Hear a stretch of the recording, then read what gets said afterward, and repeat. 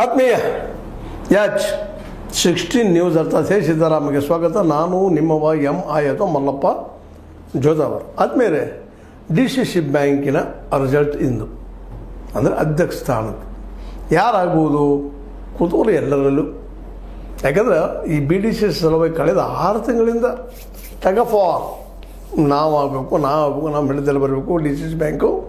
ಯಾಕಂದ್ರೆ 10,000 ಕೋಟಿಗಳ ವ್ಯವಹಾರ ಮಾಡುತ್ತಿರುವಂತಹ ಈ DCC ಬ್ಯಾಂಕ್ ಮೇಲೆ ನಮ್ಮ ಕಬ್ಜಾ ಇರಬೇಕು ಅನ್ನೋದು ಇಲ್ಲಿಯ ಬೆಳಗಾವಿ ಜಿಲ್ಲೆಯ ಸಾಕಷ್ಟು ಪ್ರಬಲರ ವಾದ, ಕೌಟುಂಬಿಕ ರಾಜಕಾರಣಿಗಳ ವಾದ ಆಗಿತ್ತು. ಆ ದಿಸೆಯಲ್ಲೇ ಚುನಾವಣೆಗಳು ನಡೆದು ಹೋಗಿದ್ದಾವೆ, ರಿಸಲ್ಟ್ ಬಂದು ಹೋಗಿದ್ದಾವೆ. ಈಗ ಅದ್ರ ಬಗ್ಗೆ ಭಾಳ ಚರ್ಚೆ ಮಾಡೋ ಅವಶ್ಯಕತೆ ಇಲ್ಲ. ಆದರೆ ಒಂದು ಮಾತು ಮಾತ್ರ ಇಲ್ಲಿ ಹೇಳಲೇಬೇಕಾಗ್ತದೆ.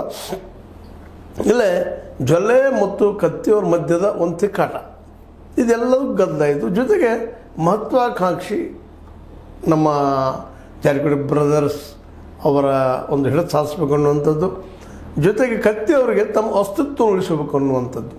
ಅದೇ ಕಾಲ ಸೌದಿಯವರಿಗೂ ಸಹಿತ ತನ್ನದು ಅಸ್ತಿತ್ವ ಉಳಿಸಬೇಕು ಅನ್ನೋದ ಕಾರಣಕ್ಕಾಗಿ ಇದೊಂದು ಜೋರ್ದಾರಾದಂಥ ಒಂದು ರೀತಿ ಮಲ್ಲ ಯುದ್ಧ ಹೋಗಿಬಿಡ್ತು. ಆ ಯುದ್ಧದಲ್ಲೇ ಆರಂಭಿಕ ಹಂತದಲ್ಲೇ ಈಗಿನ ಹಂತದಲ್ಲೇ ಜಾರಕಿಹೊಳಿ ಅವರ ಕುಟುಂಬದ ಕೈ ಮೇಲಾಗ್ಯದಂತ ಎಲ್ಲರೂ ಕಂಡು ಬಂದಂಥ ವಿಷಯ. ಈಗ ಇವತ್ತು ಅಧ್ಯಕ್ಷ ಮತ್ತು ಉಪಾಧ್ಯಕ್ಷ ಮಾಡುವಲ್ಲೇ ಜಾರಕಿಹೊಳಿ ಅವರು ಎಷ್ಟರ ಮಟ್ಟಿಗೆ ಯಶಸ್ವಿ ಆಗ್ಬೋದು ಅನ್ನುವಷ್ಟರಲ್ಲೇ ಒಂದು ಸುದ್ದಿ ಬರ್ತಾಯಿದೆ. ನಮ್ಮ ಸಿದ್ದರಾಮಯ್ಯನವರು ಕಾಂಗ್ರೆಸ್ಸಿನ ಕಡೆಯವರು ಇಲ್ಲಿ ಅಧ್ಯಕ್ಷರಾಗಬೇಕು ಅನ್ನುವಂಥ ಒಂದು ಸಜೆಷನ್ನು ಅಥವಾ ಆದೇಶವು ಸೂಚನೆ ಕೊಟ್ಟಿದ್ದಾರೆ ಅಂತ ಕೇಳಿ ಬರ್ತಾಯಿದೆ. ಹಾಗಾದರೆ ಯಾರು ಆಗ್ಬೋದು ಕಾಂಗ್ರೆಸ್ನಲ್ಲೇ ಅನ್ನುವಂಥದ್ದು. ಜೊಲ್ಲೆ ಅವರಂತೂ ಕಾಂಗ್ರೆಸ್ಸಿಗರಲ್ಲ. ಹಾಗಾದ್ರೆ ಅವ್ರು ಆಗಲಿಕ್ಕಿಲ್ವಾ? ಯಾಕಂದರೆ ಭಾಳಷ್ಟು ಆಸೆ ಪಟ್ಟಿದ್ರು ಅವ್ರು, ನಾನು ಅಧ್ಯಕ್ಷ ಆಗಬೇಕಂತೇಳಿ ಸಾಕಷ್ಟು ಪ್ರಯತ್ನ ಮಾಡಿದರು. ಅದರ ಸಲುವಾಗಿ ಏನೇನಾಯಿತು ಎಲ್ಲ ಗೊತ್ತದ, ನಾವು ಹೇಳೋ ಅವಶ್ಯಕತೆ ಇಲ್ಲ, ಅದು ಚರ್ಚೆನೋ ಅದ್ರ ಅವಶ್ಯಕತೆ ಇಲ್ಲ. ಜೊಲ್ಲೆಯವರು ಆಗಲಿಕ್ಕಿಲ್ಲ ಏನೋ ಅನ್ನುವಂಥ ಒಂದು ಮಾತು. ಯಾಕಂದ್ರೆ ಅವರು BJPಗರು, ಕಾಂಗ್ರೆಸ್ಸಿಗೆ ಬಂದಿಲ್ಲ. ಹೀಗಾಗಿ ಇಲ್ಲಿ ಪಾರ್ಟಿ ಇಲ್ಲಿವರೆಗೆ ಪಕ್ಷಾತೀತವಾಗಿ ಈ ಚುನಾವಣೆ ಅದನ್ನು ನಾವು ಗಮನಿಸ್ತೀವಿ. ಇಲ್ಲಿ ಕಾಂಗ್ರೆಸ್ ಇಲ್ಲ, BJP ಇಲ್ಲ, ಏನೂ ಇಲ್ಲ. ಪ್ರತಿಷ್ಠಿತ ಕುಟುಂಬಗಳ ಮಧ್ಯದ ಒಂದು ಕದನ ಆಗಿ ಹೋಗ್ಬಿಟ್ಟಿತ್ತು. ಬಟ್ ಇವತ್ತು ಇದನ್ನು ಯಾಕೆ ತಂದರು ಸಿದ್ದರಾಮಯ್ಯನವರು ಅಂತೇಳಿ ಅನ್ನೋದು ಯಾರಿಗಾದ್ರೂ ಪ್ರಶ್ನೆ ಸಹಜದ. ಸಿದ್ದರಾಮಯ್ಯನವರಿಗೆ ತಮ್ಮ ಕಾಂಗ್ರೆಸ್ನ ಚಾಪ್ ಎಲ್ಲ ಕಡೆ ಮುಳಿಸ್ಬೇಕು, BJP ತಪ್ಪಿಸ್ಬೇಕು ಅನ್ನೋಂಥದ್ದು ಮೂಲತಃ ಅವ್ರ ಸಿದ್ಧಾಂತದ. ಅದರಲ್ಲೂ ತಮ್ಮ ಸರ್ಕಾರದ ಈಗ ತಮ್ಮ ಸರ್ಕಾರ ಇದ್ದಾಗ ಬೆಳಗಾವಿಯ ಒಂದು ಈ DCC ಬ್ಯಾಂಕಿನ ಮೇಲೆ ಹೇಳ್ತಾ ಕಾಂಗ್ರೆಸ್ನಿಂದ ಇರಬೇಕು ಅನ್ನೋದು ಅವ್ರ ಸಹಜ ಅನಿಸಿಕೆ. ಅದಕ್ಕಾಗಿ ಇವತ್ತು ನಮ್ಮ ಅಶೋಕ್ ಪಟ್ಟಣ್ ಅವರು ಸಹಿತ ನಾಮನಿರ್ದೇಶಿತ ಒಬ್ಬ ನಿರ್ದೇಶಕರನ್ನಾಗಿ ನೇಮಿಸಿದ್ದಾರೆ. ಅಂದ್ರೆ ಈಗ 8 ಒಂದು ಕಡೆ 8 BJP, ಇನ್ನೊಂದು ಕಡೆ 8 ಕಾಂಗ್ರೆಸ್ ಸದಸ್ಯರು ಆಯ್ಕೆ ಆಗಿದ್ದಾರೆ. ಇವರ ಮಧ್ಯದಲ್ಲಿ ಈಗ ನಿರ್ದೇಶಕರು ಬಂದರೆ 9 ಆಯಿತು. ಇನ್ನೊಂದು ಓಟ್ ಬಂದರೆ ಕಾಂಗ್ರೆಸ್ಸಿಂದ ಏನಪ್ಪ ಅಂತಂದ್ರೆ ಇಲ್ಲಿ ಆಡಳಿತ ಆಗ್ತದೆ ಅನ್ನೋದು ಸ್ಪಷ್ಟ ಆಗ್ತದೆ. ಅವರು ಅಧ್ಯಕ್ಷ ಆಗ್ತಾರೆ ಅಂತೇಳಿ ಮೇಲಾಗಿ ಮುಖ್ಯಮಂತ್ರಿಗಳು ಹೇಳಿದ ತಳ್ಳಿ ಹಾಕುವರು ಯಾರು ಅದನ್ನು. ಹೀಗಾಗಿ ಜೊಲ್ಲೆಯವರ ಕನಸಿಗೆ ಈಗಲೂ ಈ ಒಂದು ಏನಪ್ಪ ಅಧ್ಯಕ್ಷರಾಗೋದು ತಪ್ಪದೇನೋ ಅನ್ನುವಂಥ ಮಾತುಗಳು DCC ಮೊಗಸಾಲೆಯಲ್ಲಿ ಕೇಳಿಬರ್ತಾ ಇದ್ದಾವೆ. ಇನ್ನೂ ಗೊತ್ತಿಲ್ಲ ಏನಾಗ್ತದೆ ಗೊತ್ತಿಲ್ಲ. ಬಟ್ ಇದು ಡೆವಲಪ್ಮೆಂಟ್. ಅದರ ಜೊತೆಗೆ ಕತ್ತಿಯವರಂತೆ ತಮಗೆ ಗೊತ್ತದ ತಾವು ಆಗುವುದಿಲ್ಲ ಅಂತೇಳಿ ಕತ್ತಿಯವರಂತೆ ಮಾಡಿಯೂ ಕೊಡೋದಿಲ್ಲ ಅನ್ನೋಂಥ ಅಷ್ಟೇ ಸೂಕ್ಷ್ಮ ವ್ಯವಹಾರ. ಇನ್ನು ಉಳಿದವ್ರಿಗೆ ಯಾರು ಸೌದಿಯವ್ರಿಗೂ ಸಹಿತ ಅದ್ರ ಬಗ್ಗೆ ಆಸೆ ಇಲ್ಲ ಅಂತ ಅವ್ರು ಹೇಳ್ಕೊಂಡಿದ್ದಾರೆ. ಆದರೆ ಅವ್ರಿಗೊಂದು ಏನಪ್ಪ ಅಂದರೆ ಕಾಂಗ್ರೆಸ್ ಮೂಲಕ ತಮಗೆ ಬೇಕಾದಂಥ ವ್ಯಕ್ತಿಯನ್ನು ಕೂಡಿಸ್ಬೋದು ಅನ್ನುವಂಥದ್ದು. ಆ ದಿಶೆಯಲ್ಲಿ ಗಣೇಶ್ ಹುಕ್ಕೇರಿ ಅವರಿಗೆ ಸಪೋರ್ಟ್ ಮಾಡುವಂಥ ಒಂದು ಎಲ್ಲ ಪ್ರಯತ್ನ ನಡೆಸ್ತಿದ್ದಾರೆ ಅಂತ ಸುದ್ದಿ ಬರ್ತಾ ಇದ್ದಾವೆ. ಈ ಕಾಂಪಿಟೇಷನ್ ಏನೇನು ಯಾರ ಮಧ್ಯೆ ಆಗಬಹುದು ಅನ್ನುವಂಥದ್ದು ಇವತ್ತು ವಿಚಾರ ಮಾಡಿದಾಗ ಜೊಲ್ಲೆ ಅವ್ರದ್ದು ಪಾರ್ಟಿ ದಿಶೆಯಲ್ಲಿ ಆಯ್ತಪ್ಪ ಅಂದ್ರೆ ಆಗೋ ಸಾಧ್ಯತೆಗಳು ಕಡಿಮೆ ಅಂತ ಹೇಳಲಿಕ್ಕೆ ಏನು ಅಡ್ಡಿಲ್ಲ. ಇನ್ನು ಉಳಿದಿದ್ದು ಯಾವುದಪ್ಪ ಅಂದ್ರೆ ಮಧ್ಯೆ ಇನ್ನೊಂದು ಗಮನಿಸಬೇಕಾಗಿದ್ದು ಏನಪ್ಪ ಅಂದ್ರೆ ಪಟ್ಟಣ್ ಅವರು ಕಾಂಗ್ರೆಸ್ಸಿಗರು ಅನ್ನೋದು ಎಲ್ಲರಿಗೂ ಗೊತ್ತಿದ್ದ ವಿಷಯ. ಜೊತೆಗೆ ಅವರೀಗ ಏನಪ್ಪ ಅಂದ್ರೆ ಮುಖ್ಯಮಂತ್ರಿಗಳು ಅತ್ಯಂತ ಆತ್ಮೀಯರು. ಹೀಗಾಗಿ ಅವರು ಇಲ್ಲಿ ಈ ಒಂದು ಸಂದರ್ಭದಲ್ಲಿ DCC ಬ್ಯಾಂಕ್ ಸಂದರ್ಭದಲ್ಲೇ ಒಂದು ಮಧ್ಯದಾಗೆ ಇವರು ಆಶ್ವಾಸನೆ ಕೊಟ್ಟಿದ್ದು ನಮ್ಮ ಜಾರಕಿಹೊಳಿ ಸಹೋದರರು ಲಿಂಗಾಯತರ ಅಧ್ಯಕ್ಷ ಮಾಡಿದ್ವಿ, ಉಪಾಧ್ಯಕ್ಷರು ಮಾಡ್ತೀವಿ ಅಂತೇಳಿ.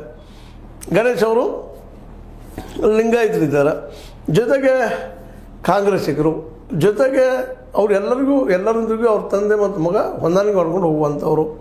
ಅದೇ ಕಾಲಕ್ಕೆ ಕತ್ತಿಯವ್ರಿಗೂ ಸಹ ಸಂಬಂಧ ಒಳ್ಳೆಯದಿದ್ದು ಅವ್ರಿಗೆ ಒಂದು ಏನಪ್ಪ ಅಂತಂದ್ರೆ ಅತ್ಯಂತ ಸಮೀಪ ಸಂಬಂಧಗಳಿದ್ದಾವೆ. ಅದೇ ಕಾಲ ಸೌದಿಯವ್ರಿಗೂ ಸಹಿತ ಇದೆ. ಇನ್ನು ಈ ಒಂದು ದಾಳನ್ನು ನಮ್ಮ ಸತೀಶ್ ಅವರು ಯಾವ ರೀತಿ ತಪ್ಪಿಸ್ತಾರೆ ಅನ್ನುವಂಥದ್ದು. ಯಾಕಂದ್ರೆ ಜೊಲ್ಲೆ ಅವ್ರಿಗಿಂತ ಅವ್ರ ಸಲುವಾಗಿ ಏನೇನು ಹೋರಾಟ ಮಾಡಿದ್ರು ನೋಡಿದ್ದೀವಿ. ಅವರು ನಿರ್ದೇಶಕರಾಗಿ ಏನೇನು ಮಾಡಿದರು ಅಂತೇಳಿ ಅಂಥ ಒಂದು ಈ ಸತೀಶ್ ಅವರು ಮತ್ತು ಬಾಲಚಂದ್ರ ಅವರು ಜೊಲ್ಲೆಯವ್ರನ್ನ ಬದುಕಿ ಸರಿಸ್ತಾರ ಅನ್ನೋದು ಕುತೂಹಲಕರವಾದ. ಇನ್ನು ಜೊಲ್ಲೆಯವ್ರ ಬದುಕಿ ಸರಿದ್ರೆ ಅಂದ್ರೆ ಕುರುಗುಡಿ ಅವ್ರು ಮಾಡ್ಬೋದು, ಮತ್ತೇನು ಮಾಡ್ಬೋದು, ಅವ್ರು ಚರ್ಚೆಗಳಿದ್ದಾವಿಲ್ಲ ಅಂತಲ್ಲ. ಬಟ್ ಕುರುಗುಡಿಯವ್ರು ಮಾಡುವಲ್ಲೇ ಎಷ್ಟರ ಮಟ್ಟಿಗೆ ಕಾಂಗ್ರೆಸ್ಸಿಗರ ಎಲ್ಲರೂ ಒಂದಾಗ್ತಾರೋ ಗೊತ್ತಿಲ್ಲ. ಬಟ್ ಪಟ್ಟಣವ್ರು ಮಾತ್ರ ಸಿದ್ದರಾಮಯ್ಯ ಪರ ಇದ್ದಂಥವ್ರು. ಸಿದ್ದರಾಮಯ್ಯರ ಇಲ್ಲೇ ಸೌದಿಗೂ ಬೇಕು, ಅದೇ ಕಾಲ ಸತೀಶ್ ಅವ್ರಿಗೂ ಬೇಕು, ಸತೀಶ್ ಅವ್ರಿಗಿಂತ ಅತಿ ಹೆಚ್ಚು ಬೇಕು. ಹೀಗಾಗಿ ಕುರುಗುಡಿಯವ್ರದ್ದು ಆಗ್ಬೋದು ಒಂದೇನು ಲೆಕ್ಕ. ಅದೇ ಕಾಲಕ್ಕೆ ನಮ್ಮ ಗಣೇಶ್ ಹುಕ್ಕಿ ಅವ್ರ ಜೊತೆಗೆ ನಮ್ಮ ದೊಡ್ಡಗೌಡರ ಬಗ್ಗೆನೂ ಮಾತು ಬರ್ತಾ ಇದ್ದಾವೆ. ಮಾತು ದೊಡ್ಡಗೌಡರು ಆಗ್ಬೋದೇನೋ ಮಾಜಿ ಶಾಸಕರು ಈ ಥರ ಅಧ್ಯಕ್ಷ ಅಂತೇಳಿ. ಒಟ್ಟಲ್ಲೇ ಇದು ಈ ನಮ್ಮ ಊಹೆ. ಅದ್ರ ಒಳಗೆ ಏನು ನಡೆದ ಅದ್ರ ಒಂದು ಮಾತ್ರ ಖರೆ, ಕಾಂಗ್ರೆಸ್ನವ್ರು ಅಧ್ಯಕ್ಷರಾಗ್ತಾರೆ ಅನ್ನುವಂಥದ್ದು. ಮೋಸ್ಟ್ಲಿ ಇನ್ನೊಬ್ರು ಯಾರಾದರೂ ಉಪಾಧ್ಯಕ್ಷ BJPಗರಾಗ್ಬೋದು, ಏನೇನು ಆಗ್ತದೆ ನೋಡ್ರಿ ಇವತ್ತು ಸಾಯಂಕಾಲ ತನಕ. ಒಟ್ಟಾರೆಯಾಗಿ DCC ಬ್ಯಾಂಕಿಂದ ಇವತ್ತೇನಪ್ಪ ಅಂತಂದ್ರೆ ಕಾಂಗ್ರೆಸ್ ಪಕ್ಷದ ಮೂಲಕ ಅದನ್ನು ಹಿಡಿತ ಸಾಧಿಸುವಂಥ ಒಂದು ಕೆಲಸ ಆಗಲಿರ್ತದೆ. ಎಲೆಕ್ಷನ್ದಾಗ ಪಕ್ಷೇತರರಾಗಿ ಮಾಡಿದರು. ಈಗ ಕಾಂಗ್ರೆಸ್ ಪರ BJP ಅಲ್ಲ ಅನ್ನುವಂಥದ್ದು ಮಾಡುವಂಥ ಪ್ರಯತ್ನ ಮಾಡ್ತಾ ಇದ್ದಾರೆ. ಇದು ಒಟ್ಟಲ್ಲೇ ಇವತ್ತು ನಡೆಯುವಂಥ ಚುನಾವಣೆ. ಇದರಿಂದಾಗಿ ಇನ್ನೂ ಒಂದು ಕ್ಲಿಯರ್ ಆಗ್ತಾ ಹೋಗ್ತದೆ. ಏನಂದ್ರೆ ಇವತ್ತಾಗುವಂಥ ಅಧ್ಯಕ್ಷ ಯಾರು ಬೆಂಬಲಿಗರು ಅಥವಾ ಇಬ್ಬರು ಬೆಂಬಲಿಗರು ಏನೋ ಎಂತೋ ಇದೆಲ್ಲ ದಿಶೆಯಲ್ಲೇ ವಿಚಾರ ಮಾಡೋ ಜೊತೆಗೆ ಇನ್ನೊಂದನ್ನು ವಿಚಾರ ಮಾಡಬೇಕಾಗ್ತದೆ. ಇಲ್ಲಿ ಈಗ ಹೇಳಿದಾಗ ಇನ್ನು ಬೆಳಗಾವಿ ಜಿಲ್ಲೆಯ ರಾಜಕೀಯದಲ್ಲೇ ಒಂದು ಹೊಸ ಬದಲಾವಣೆ ಆಗುವ ಎಲ್ಲ ಸಾಧ್ಯತೆಗಳು ಕಂಡು ಬರ್ತಾ ಇದ್ದಾವೆ. ಯಾಕಂದ್ರೆ ಈಗಾಗಲೇ ಬನ ರಾಜಕೀಯ ಹುಡ್ಕೊಂಡದ. ಯಾರಿಗಾರು ಇಲ್ಲಪ್ಪ ನಾವು ಆಗಬೇಕು ಅನ್ನುವಂಥ ಕೆಲಸ ಅವ್ರಿಗೆ ಸ್ಪಷ್ಟ ಆಗಿರ್ತದೆ. ಜೊಲ್ಲೆ ಅವ್ರಿಗೂ ಸಹಿತ ಈಗ ಒಂದೆಳೆ ಇವತ್ತು ಆಗದೇ ಇದ್ರೆ ಅವರು ಇದೇ ರೀತಿಯಾಗಿ ಸತೀಶ್ರೊಂದಿಗೆ ನಿಷ್ಠಾವಂತರಾಗಿ ಉಳಿತಾರೆ ಅನ್ನೋದು ಒಂದು ಪ್ರಶ್ನೆ ಅದ. ಯಾಕೆಂತಂದ್ರೆ ಈ ಕೂಡಿದ ಗೆಲ್ತಾರೆ ಹೆಂಗಪ್ಪ ಅಂತಂದ್ರೆ ಅಧಿಕಾರಕ್ಕಾಗಿ. ಏನೋ ನಾಳೆ ಕತ್ತೇವ್ರಿಗೆ ಟೆಕಫಾರ್ ಇತ್ತು, ಈರ್ಷೆ ಇತ್ತು, ಹೇಗಾದರೂ ಮಾಡಿ ಕತ್ತೇವ್ರಿಗೆ ನಾವು ಮುಂದೆ ಹೋಗ್ತಾ ಇದ್ದೀವಿ ಅಂತ ತೋರಿಸ್ಬೇಕಾಗಿತ್ತು. ಹೀಗಾಗಿ ಅವರು ಒಂದು ಸ್ವಲ್ಪ ಕಾಂಪಿಟೇಷನ್ ಮಾಡಿದ್ರು, ಆಗ ಇಳಿಸಿದ್ರು. ಹೌದು, ಅದೇ ಸಂದರ್ಭದಲ್ಲಿ ಹಿಂದೆ ಇಳಿಸಿದ ಸಂದರ್ಭದಲ್ಲ ಜೊಲ್ಲೆ ಅವ್ರನ್ನ ಅಧ್ಯಕ್ಷ ಮಾಡ್ತಾನಂದ್ರು, ಆಗ ಕೊರಗಡೆ ಅವ್ರನ್ನ ಮಾಡಿದರು. ಹೀಗೆ ಅಲ್ಲೂ ಅಸಮಾಧಾನ ಇತ್ತು. ಇವತ್ತು ಎಷ್ಟು ಮಟ್ಟಿಗೆ ಅದು ಸಾಧ್ಯ ಆಗ್ತದೆ ಅನ್ನೋ ಸಹಿತ ಚರ್ಚಾ ವಿಷಯ ಅದ ಇಡೀ ಬೆಳಗಾವಿ ಜಿಲ್ಲೆ ತುಂಬ. ಎಲ್ಲರೂ ಅದನ್ನು ಮಾತಾಡ್ತಾ ಇದ್ದಾರೆ, ಯಾರಾಗ್ಬೋದು. ಆದರೆ ಆಗವ್ರು ಮಾತ್ರ ಕಾಂಗ್ರೆಸ್ಸಿಗರು ಅಧ್ಯಕ್ಷರಾಗ್ತಾರೆ ಅನ್ನೋದು ನಿಧಾನಕ್ಕೆ ಸ್ಪಷ್ಟ ಆಗ್ತದೆ. ಯಾಕಂದರೆ 8+ ನಾಮನಿರ್ದೇಶಿಸಿದೊಬ್ಬರು ಮತ್ತು ಇನ್ನೂ ಇಬ್ಬರು ಸರ್ಕಾರದಿಂದ ನೇಮಕ ಆಗುವಂಥವ್ರು 19 ಹೊಟ್ಟಿದ್ದಾವೆ. ಅವು 2 ಆದಪ್ಪ ಅಂದ್ರೆ ಮತ್ತು 11 ಹೊಟ್ಟಾದವು. 11 ಕಾಂಗ್ರೆಸ್ಸಿನ ಹೊಟ್ಟಾಗೋದ್ರಿಂದಾಗೆ ಕಾಂಗ್ರೆಸ್ಸಿನ ಅಧ್ಯಕ್ಷರಾದ್ರೆ ಸಹಜವಾಗಿ ಇಲ್ಲೇ ಹೇಳುತ್ತಂತೆ ಅದ ಮಾತಂತೆ ನಡೀತದೆ ಜಾರಕಿಹೊಳಿ ಅವ್ರದ್ದು. ಆದರೆ ಅವ್ರು ಅಂದ್ಕೊಂಡಂಗೆ ಅಲ್ಲಿ ಆಗಲಿಲ್ಲ ಅನ್ನುವಂಥ ಒಂದು ಅಸಮಾಧಾನ ಯಾವುದೋ ಮೂಲೆಯಲ್ಲಿ ಉಳಿತದೆ. ಮತ್ತು ಅದಕ್ಕಾಗಿ ಇವತ್ತು ಕತ್ತೆಯವರಾಗಿರ್ಬೋದು, ಸೌದಿಯವರಾಗಿರ್ಬೋದು ಜೋರ್ದಾರ್ ಪ್ರಯತ್ನ ನಡೆಸಿದ್ದಾರೆ. ಮತ್ತು ಅಲ್ಲಿ ಒಂದು ಅಂಡರ್ ಕರೆಂಟು ಅದು ಹೊಂದಾಣಿಕೆನೂ ಅದ, ಏನೇನು ಆಗ್ಬೋದು ಅಂತೇಳಿ. ಮತ್ತು ಗುಟ್ಟನ್ನು ಯಾರು ಬಿಟ್ಟು ಕೊಡ್ತಾರೆ ಲಾಸ್ಟ್ ಮೂಮೆಂಟ್ ತನಕ. ಯಾಕಂತಂದ್ರೆ ಗುಟ್ಟು ರಟ್ಟು ಆಗಬಾರ್ದು, ನಮ್ಮವ್ರದ್ದು ಆಗಬೇಕು ಅನ್ನೋದು ಪ್ರಯತ್ನ ಎರಡೂ ಕಡೆ ಭಾಗ ಮಾಡ್ತಾ ಇದ್ದಾರೆ. ಒಟ್ಟಾರೆಯಾಗಿ ಈ ಕಳೆದ 4-5 ತಿಂಗಳ ಕುತೂಹಲಕ್ಕೆ ಇವತ್ತು ಎಂಡ್ ಆಗೋ ಜೊತೆಗೆ ಅದು ಯಾರೋ ಆಗಲಿ ಅವರು ಸಾಕಷ್ಟು ಬುದ್ಧಿವಂತರಿದ್ದಾರೆ. ಯಾರಿಗೆ ಬುದ್ಧಿಗಳ ಅವಶ್ಯಕತೆ ಇಲ್ಲ. ಯಾಕಂದರೆ ಅಧಿಕಾರವನ್ನು ಹಿಡಿಯಬೇಕನ್ನುವಂಥ ಹಠದಿಂದ ಅವ್ರೇನು ಪ್ರಯತ್ನ ಮಾಡಿದ್ದಾರೆ. ಒಂದು ಹಂತದವರೆಗೆ ಯಶಸ್ವಿಯಾಗಿದ್ದಾರೆ.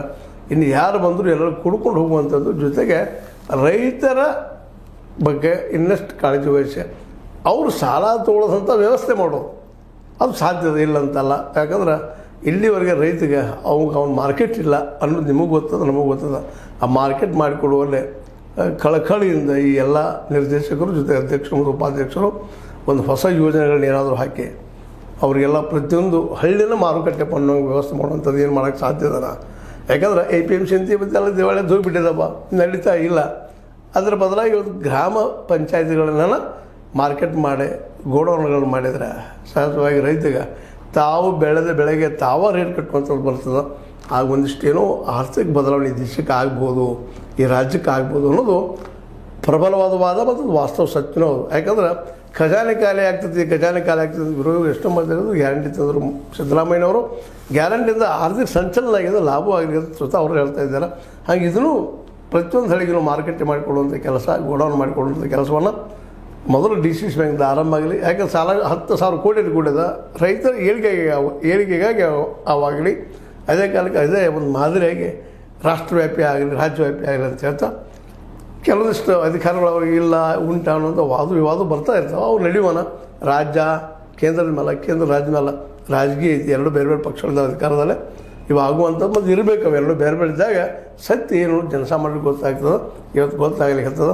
ಏನೋ ಅಲ್ಲಿ ಡಿಸಿಸಿ ಬ್ಯಾಂಕಿಗೆ ಇವತ್ತು ಯಾರು ಅಧ್ಯಕ್ಷರು ಆಗ್ತಾರೆ ಅದ್ರ ಮೇಲೆ ಇನ್ನೇನು ಎಂಥ ರಾಜಕೀಯ ಆಗ್ಬೋದು ಬೆಳಗಾವಿ ಜಿಲ್ಲೆಯಲ್ಲಿ ಅನ್ನೋದನ್ನು ನಾವು ನೀವು ಎದುರಿಸ್ತಾ ನೋಡ್ತಾ ಅನುಭವಿಸ್ತಾ ಹೋಗೋಣ ಅಂತ ಹೇಳ್ತಾ, ಇದು ನಿಮ್ಗೆ ಲೈಕ್ ಆಗಿರ್ಬೋದು. ಲೈಕ್ ಮಾಡಿ, ಶೇರ್ ಮಾಡಿ, ಕಮೆಂಟ್ ಮಾಡಿ, ಜೊತೆ ಸಬ್ಸ್ಕ್ರೈಬ್ ನಿಲ್ಲಿಸ್ಬೇಡಿ. 16 ನ್ಯೂಸ್ ಅರ್ಥ ಸಿದ್ದರಾಮಯ್ಯ ಸತ್ಯದ ಕೈಗಳಲ್ಲಿ ವಂದನೆಗಳು.